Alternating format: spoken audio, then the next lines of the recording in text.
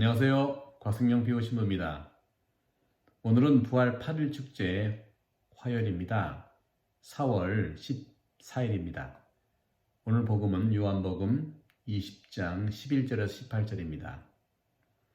그때 마리아는 무덤 밖에 서서 울고 있었다. 그렇게 울면서 무덤 쪽으로 몸을 굽혀 들여다보니 하얀 옷을 입은 두 천사가 앉아 있었다. 한 천사는 예수님의 시신이 놓였던 자리 머리맡에, 다른 천사는 발치에 있었다. 그들이 마리아에게 여인아 왜 우느냐 하고 묻자 마리아가 그들에게 대답하였다. 누가 저의 주님을 꺼내 갔습니다. 어디에 모셨는지 모르겠습니다. 이렇게 말하고 나서 뒤로 돌아선 마리아는 예수님께서 서 계신 것을 보았다.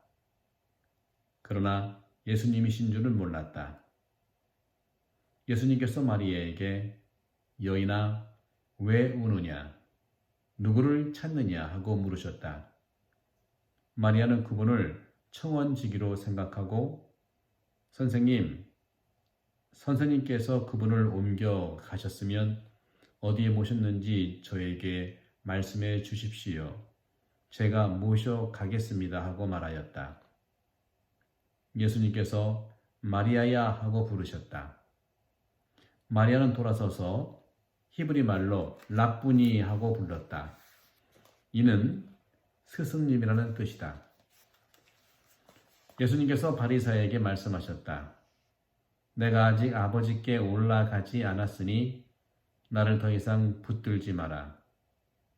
내 형제들에게 가서 나는 내 아버지시며 너희의 아버지신 분, 내 하나님이시며 너희의 하나님이신 분께 올라간다 하고 전하여라.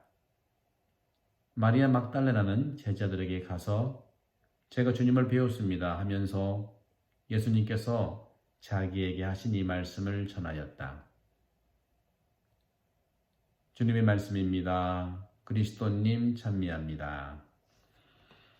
네, 오늘 부활 8일 축제의 복음을 보면 울고 있었다 하는 표현들이 상당히 많이 나옵니다. 마리아는 무덤 밖에 서서 울고 있었다. 그렇게 울면서 또 천사가 나타나서 그들이 마리아에게 또 다른 천사 나타나서요. 왜 우느냐 하고 여인한테 얘기를 합니다. 이렇게 사람들이 우느냐에 대한 표현들을 이렇게 볼 수 있는데 예수님께서도 마리아에게 여인아 왜 우느냐 하고 말씀하십니다. 여인아 왜 우느냐? 요한복음 20장 13절이죠. 사랑했던 자의 무덤 앞에서 누가 울지 않겠습니까? 울음은 슬픔의 표현이지만 또한 삶이고 삶의 의미입니다. 무덤 안에 누워있는 사람은 더 이상 살아있지 않지만 그분과 함께 했던 우리들의 관계는 여전히 살아있는 것입니다. 그분은 우리의 기억 속에 아직도 살아있다는 것이죠. 죽음은 기억들을 없애지 못합니다. 오히려 힘을 주지요. 어떻게 죽은 자와 말을 할 수 있겠습니까? 죽은 영을 불러 말하게 한다는 소위 영매자들은 우리의 삶에 유혹하지 않은 유혹으로 사람들을 공포에 떨게 하지만 부활신앙만은 사람의 부재에 대한 예수님이 안 계신 것에 대한 위로를 주는 것이죠. 여인아 왜 우느냐? 곧 알게 될 것이다. 이제 울지 않을 이유를 주님은 부활하셨습니다. 요한복음 20장 17절에 가서 또 예수님께서는 이렇게 말씀하십니다.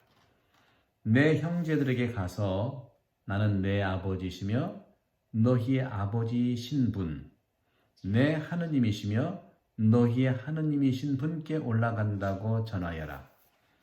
요한복음의 아주 특징입니다.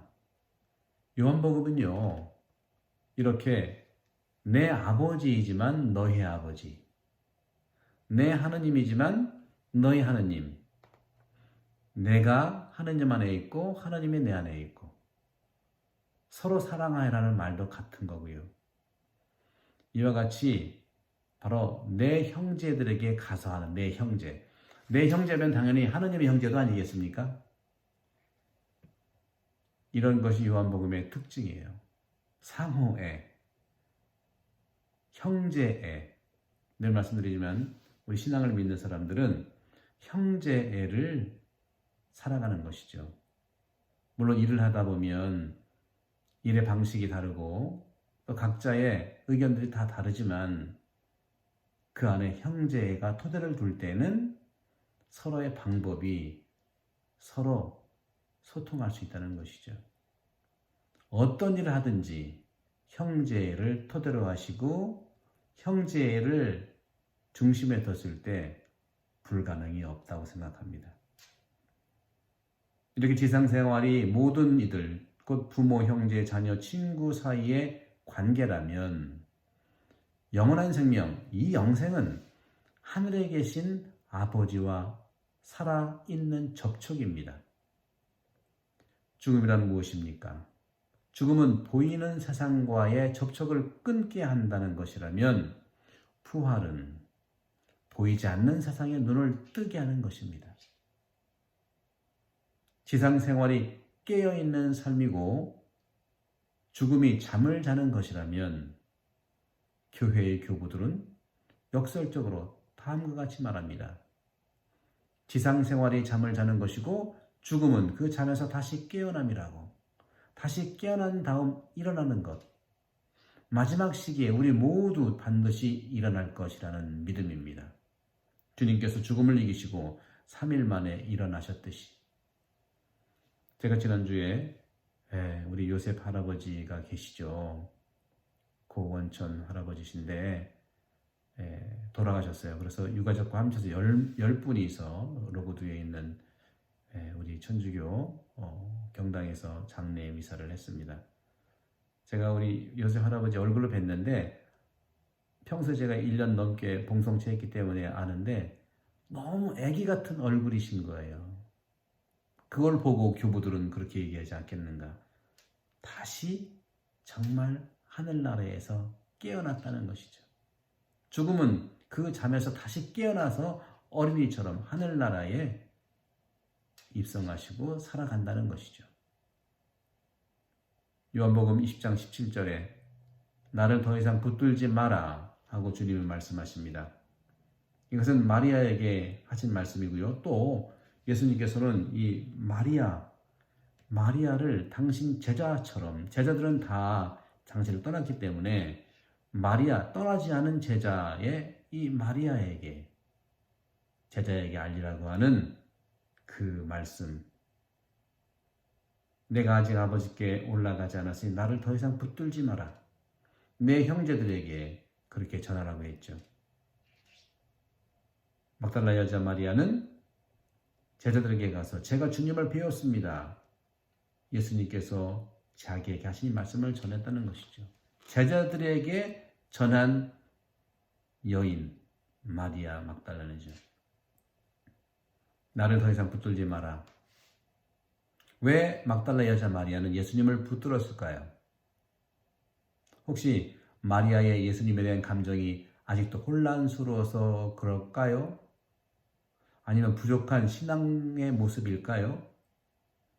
붙들다 하는 그리스 말의 원문에 보면 깝토마이라는 동사인데 이 깝토마이 붙들다는 만류하다, 제지하다는 뜻인데요. 마리아가 그러면 왜 부활하신 주님을 만류했단 말입니까? 성경 주석가들은 이 문제를 다루는 것을 피하고 있는 듯합니다. 수년 전에 다빈치 코즈라는 그런 책을 써서 센세이션을 일으켰던 댄 브라운의 소설책이 있어요. 아주 상상치고는 너무 망상이지요. 혹시 다빈치 코드의 댄 브라운이 이 대목을 보고 자신의 추리소설의 근거라며 쌍수는 들지 모르겠지만 그렇다면 정말 몰라도 한참 모르는 요한복음을 너무 모르는 그런 작가입니다. 작가는 그렇게 몰라서 하면 안 되는 거죠. 한국의 시골 어머니, 할머니, 이 붙든다는 건 어떤 뜻일까요? 우리는 다 압니다. 한국 사람이면 다 알아요. 한국의 시골 할머니도 오랜만에 집에 놀러온 아들 친구를 붙잡습니다. 더 놀다 가라. 한밤도 자고 가라. 하고 정을 표현하는 거예요. 어찌 막달라 마리아와 부활하신 예수님의 관계를 댄 브라운은 마귀 눈에는 마귀밖에 안 보인다더니 다빈치 코드로 해석하는 극단과 주님의 길을 막는 마리아로 볼 수 없는 일입니다. 부활한 그리스도께서는 육적인 것에 비교될 수가 없습니다. 부활한 예수님을 보는 신앙의 특권을 가진 자는 그것을 증거해야 합니다. 여러분, 이것이 신앙 체험이에요. 여러분, 너무 육적인 것에만 매달리지 마세요. 우리의 사고방식, 하는 일도 이 일, 마테리얼 것만 보지 말라. 물질적인 것, 육적인 것, 인간적인 것만 보지 말자는 거죠. 우리 인간 안에 하느님의 초월성인 신성이 들어가 있어요. 그것이 부활의 선물입니다. 부활한 예수님을 보는 신앙의 특권을 가진 자는 그것을 증거해야 됩니다. 영적인 증거. 안 보이는 보는 그런 삶. 이것이 신앙체험이고 이 신앙체험은 성령의 감도로 이루어지는 성령에 의해 체험된 말씀, 부활하신 말씀이라고 생각할 수 있겠습니다. 여러분들, 코로나 바이러스로 많은 전 세계 사람들이 힘들어합니다. 우리 모두 생각할 점, 당연히 의료진들, 최전선에 있는 의료진들, 의료에 종사하는 모든 분들을 위해서 기도해야 되겠고 또 확진자들에 대해서도 기도를 해야 되겠죠. 다만 또 사망자뿐만 아니라 사망자의 유가족들도 기억을 해야 되겠죠. 그리고 일상을 살아가는 우리 모두도 역시 이 어려운 시기를 잘 이겨내는 그런 삶을 살기를 간절히 기도하겠습니다. 성부와 성자와 성령의 이름으로 아멘. 감사합니다.